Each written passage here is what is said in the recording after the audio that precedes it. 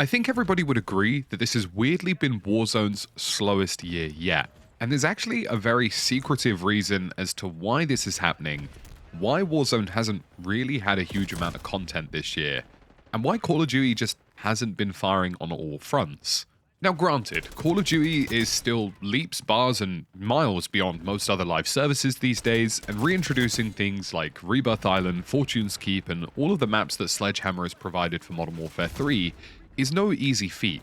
But if you look at the Warzone department, there have been little to no limited time modes. We had one around Christmas, a handful of superhero-based abilities that ultimately just seem to be the same thing, and other than that, it's been pretty bland.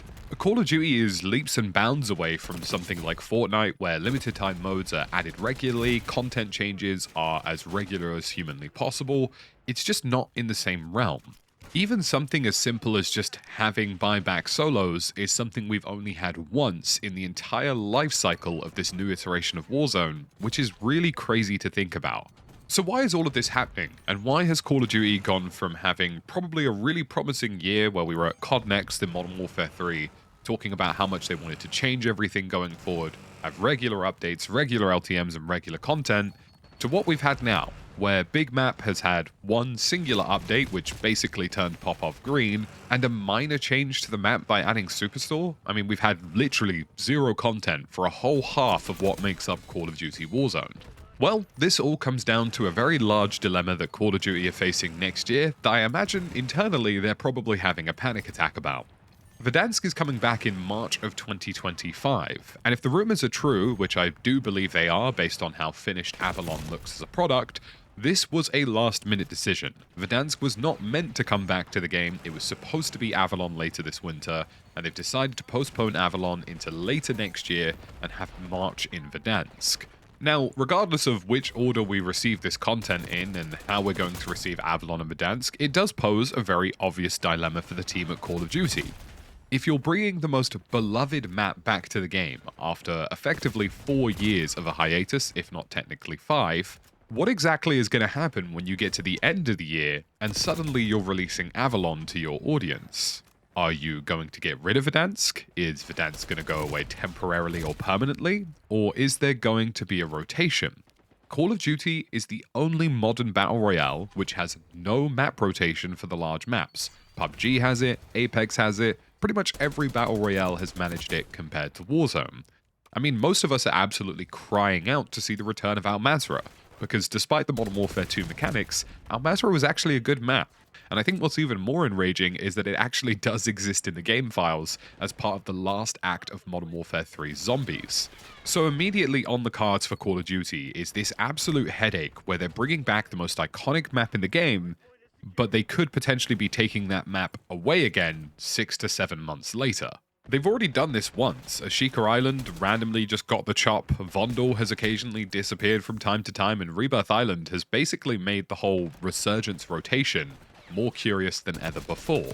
So they have this huge dilemma on the horizon, where Verdansk is going to come back, it's going to likely resurge the player base to a fairly large extent, but then they do need to bring out new content, and when they do, the only option potentially on their current engines and systems is to take out the thing that they're bringing back, which is something that they're probably spending inordinate amounts of money on. And in terms of PR and in terms of popularity, taking Verdansk away again would probably go down like a car crash. Enter this blog post from August 15, 2024 by the Call of Duty staff called Optimizing the Call of Duty Experience.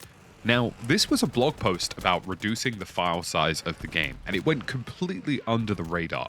Most news outlets covered it very, very briefly. Most people just did not even recognize that this thing existed, and effectively it explained how Call of Duty was planning on slimming down its file sizes in order to make the game more downloadable. We are all aware of the memes of the fact that Call of Duty Warzone is basically 200 gigs, so it can take up a third of your console space and you can never delete it again. And rather impressively, that actually seems to be self-inflicted damage by Call of Duty. Their game engine, their in-house engine, the IW8 engine, or whatever iteration they happen to be using by now, just seems to be pretty much incapable of compressing textures in a way that is storage streamlined and allows you to download large games with lots of good visual fidelity in a compact way. This is the only video game engine, in fact, that I can even think of that struggles to this extent. Battlefield's Frostbite engine is really good at compressing very large map assets and allowing you to have multiple large maps in a single game, and other games like Apex and PUBG are equally as good at doing the same thing. So Call of Duty have this self-inflicted problem whereby they can't have too much content in the game, or they can't have two big maps simultaneously by the looks of things, because the outcome and alternative is having 300 to 400 gig file sizes. Now, the reason I say it's really interesting that this blog post just floated completely under the radar is because it very much addresses this dilemma that's coming in 2025 about what happens when Verdansk and Avalon decide to meet each other. Because part of this blog post not only mentions game file reorganization, but actually separating Call of Duty Warzone as a game from the default download of all annual titles. Now, if you're somebody who's unfamiliar with game development, this might just sound like a very simple thing where they go, oh yeah, you just don't need to download Warzone, you download Modern Warfare 3 if you want it, you download Black Ops 6 if you want it, and if you want Warzone, you download it. But what this effectively means is that Call of Duty Warzone's files and Call of Duty Warzone's coding was actually operating as a code base for the rest of the franchise, which means that Call of Duty Warzone was a dependency for Modern Warfare 3, Modern Warfare 2, and you basically needed Call of Duty Warzone to make those games operate. The files are shared, the assets are shared, the coding is shared. Likely, pretty much every part of the game from a technical standpoint in game development was a shared asset between the two file pools, meaning that Modern Warfare 2 and Modern Warfare 3 were entirely dependent on the existence of Warzone. So on August 21st, as part of Season 5 Reloaded, they actually started reorganizing these files, and it's something that's going to be completed by the launch of Season 1 of Black Ops 6 for Warzone. And in fact, when Black Ops 6 releases, Warzone won't launch as part of COD HQ. Warzone will be launched by cross-launch, meaning that you'll be going back to an older iteration of the game files, and Black Ops 6 will be part of COD HQ. When Season 1 releases and this file restructuring is complete, Warzone will be brought forward into COD HQ, and this whole cross-launch thing where it closes one game and opens another will completely disappear, and it will be as seamless as we remember it from all of the previous titles like Modern Warfare 2 and Modern Warfare 3. So to make this explainable to those of you who are unfamiliar with game development, Call of Duty has very likely had to recode their entire code base for Call of Duty Warzone. They very likely had to recode the entire code base for Modern Warfare 2 and Modern Warfare 3 by extension of this, effectively reverse engineering their own game and separating these game files. And this is no easy task to do. Now, granted, we don't know how the Infinity Ward or IWA engine works, we don't know how easy it is to do something this calamitous, but based on the fact that previous Call of Duties and previous iterations of Warzones couldn't even update gameplay lists without updating other parts of the game itself, it's safe to say that this was probably a very difficult task for Call of Duty, and the underlying meme of update requires restart probably is sort of feeding into that narrative. To contextualize this, a very different game, albeit entirely different in structure, called Squad, which is a military simulation on Steam, had to do something very similar over the last year and a half. In Squad, the map, the mode, and the characters that you were using, the factions in the game like the US Marines or the Chinese military, were actually hard-coded together. So the map, the mode, and the actual factions in the game were fully one package, and that's how it was deployed onto servers. Now, as they wanted to be more flexible in the future with map selection, mode selection, and faction selection, they had to decouple all of this by reverse engineering and recoding their entire game. And this is a process that took the developers of Squad, which granted are a much smaller studio, over a year and a half to complete. In terms of technical debt, in terms of resolving all of these issues that the engine was pushing towards them, it took them a year and a half. And that's on Unreal Engine, a universally, industry-wide accepted engine that many people are familiar with. Now, Call of Duty do have their own proprietary engine, which causes a lot of trouble most times, and they also have much larger studios capable of doing these things faster. But it's entirely safe to say that this process of separating Call of Duty Warzone from Modern Warfare 2 and Modern Warfare 3, and making sure that as part of the new Black Ops 6 integration, you could download Warzone and Black Ops 6 separately, probably took thousands upon thousands of hours of development time, and likely made things an absolute nightmare internally for the studios. Now you might be wondering, well surely LTMs and map designs and map changes wouldn't be affected by this because they are separate departments doing separate things, and you would be correct to an extent. But it's effectively impossible to add new things to a game that you are entirely reorganizing. To some extent, it's an absolute miracle they've managed to make some of the seasonal changes they have, considering they've been doing this process of separating file sizes. The entire overarching explainer for this is something that's generally called technical debt. As part of any development process for any video game, most developers will encounter a stage in development where they have to address something in the video game engine or address an issue that's been building and building and building.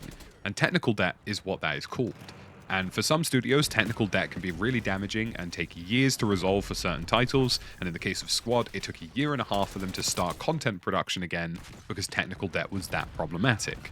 Now, again, Call of Duty, much larger studio, much larger development team, but I have no doubt in my mind that the process of having Modern Warfare 2 and Modern Warfare 3 weapons and assets in Warzone, then having to decouple Warzone from those games, and then integrate Warzone into Black Ops 6 by Season 1 in November, has probably been one of the most complex and headache-requiring tasks going for these people.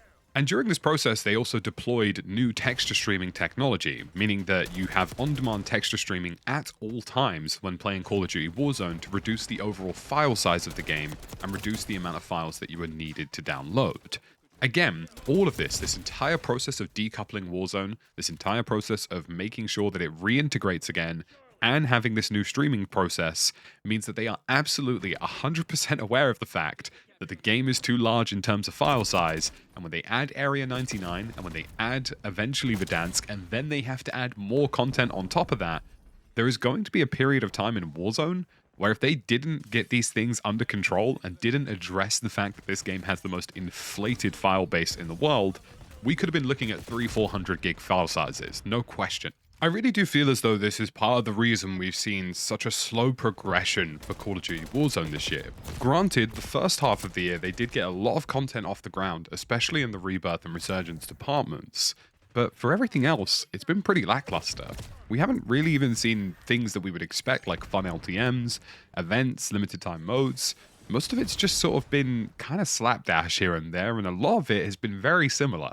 Some of the stuff they've released in the Resurgence department especially has basically been, here is superpower abilities in 6 different iterations that basically all do the same thing. And I know it's a very harsh thing to say, especially when Call of Duty is so good generally at producing content for a live service. But it is a far cry away from what I feel they're capable of, and especially a far cry away from other games like Fortnite who exist in the same realm. If the future is going to be Verdansk and Avalon, I have no question in my mind that this was a necessary step, but I was really surprised to see this entire thing go under the radar. I was really surprised to see audiences not realize that this was something that definitely took a lot of time.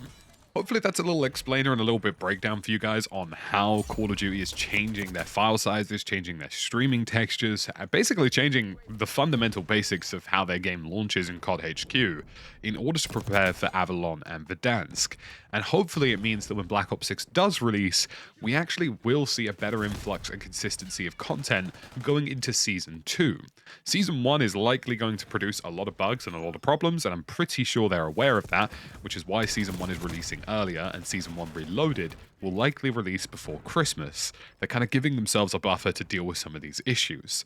But Season 2 and beyond could be a very exciting time for Call of Duty, especially for Warzone with Verdansk on the horizon. I'm very interested to see what you guys think and feel below. Also, how much of a problem has file sizes for Warzone been a problem for you? Let me know in the comment section down below, and I'll see you in the next one.